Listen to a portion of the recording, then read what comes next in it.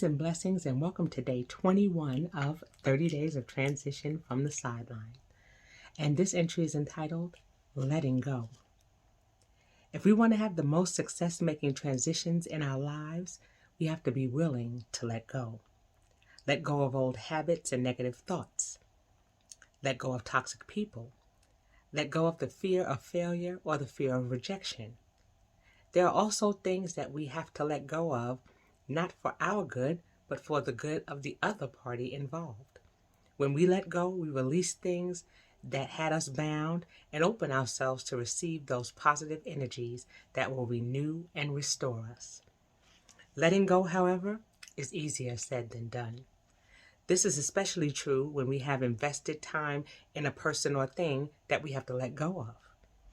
I think of a time when I empty nested. As a mother, I was involved in my children's activities. I was the cook, nurse, counselor, and chauffeur, among other things. Our role as parents never ends, but it changes. I had to learn to let go of my oldest daughter so that I didn't enable her. I had to allow her to be her own person and to make mistakes, knowing that I would be there to support her when necessary. Letting go of toxic people has proven to be difficult as well. We can get caught up into thinking that we are helping the person who is toxic in our lives instead of seeing that they are doing more harm than good. When we have compensated for the things that are going on in their lives, it may appear that we're rescuing them. We tend to feel that they need us. That is where the toxicity begins and where we need to let go. Negative thoughts can take root from seeds that have been planted in our minds by ourselves or others.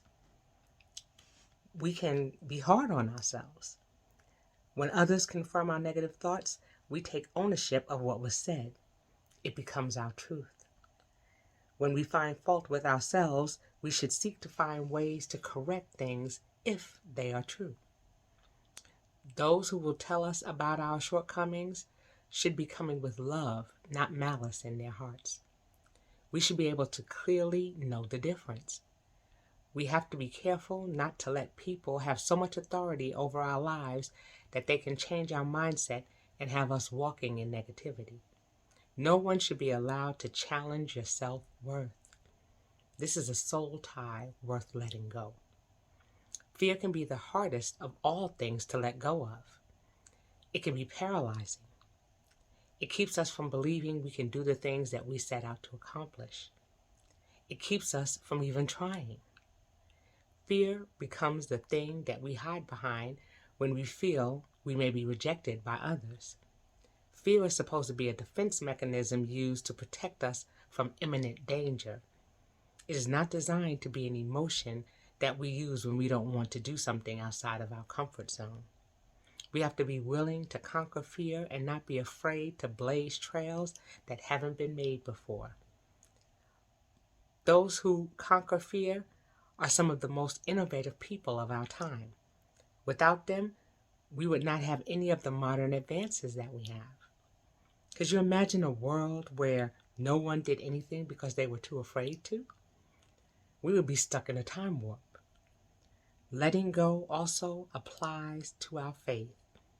Hence the term, let go and let God. We have to be willing to be people of faith who pray and ask God's grace, mercy, and favor over all the things we are trying to accomplish.